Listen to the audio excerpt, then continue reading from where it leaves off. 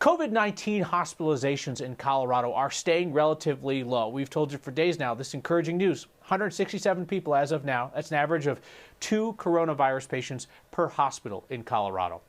The spread has slowed significantly. So our Chris Vanderveen's the guy who watches the numbers, and he also makes these really high-tech charts with what appears to be Microsoft Paint from 2004.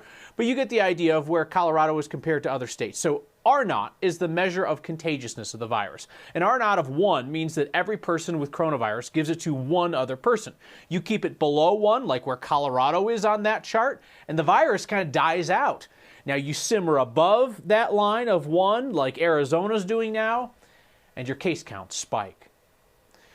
A next viewer named Scott reached out to us earlier this month, concerned about his daughter. Scott said that his daughter has asthma and cannot tolerate wearing a mask, being able to breathe. Now, schools plan to mandate masks for students and teachers come fall. That includes Denver Public Schools, where Scott's daughter goes. Our Anusha Roy looked into what this means for kids who have breathing issues.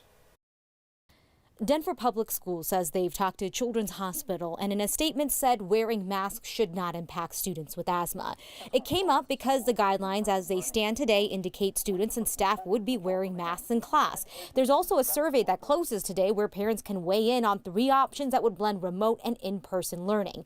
Now, the district acknowledges students' needs are different, and that's why they're encouraging families to talk to their doctors and schools about any accommodations they may need. Breathing through a mask shouldn't be so difficult as to actually induce an asthma attack. Dr. Monica Reddy, an asthma and allergy doctor, is encouraging parents and kids to practice wearing masks ahead of time. Theoretically, if they felt like claustrophobic from the mask, perhaps, but no, it shouldn't be making their asthma worse per se. And I would still encourage them to go to the nurse. And the part about asthma is just one piece of the guideline for what classrooms could look like. Everyone is maintaining a distance of at least 6 feet from one another. DPS is also looking for ways to get students outside while following health guidelines. And the parent we heard from wants to know if there are medical exemptions. Online, DPS posted, That will include creating specific policies for staff and students who are at higher medical risk, either because of their own health or because they live with someone who is at a higher medical risk. Via email, the district said over the summer it intends to elaborate plans on a fully remote option for families.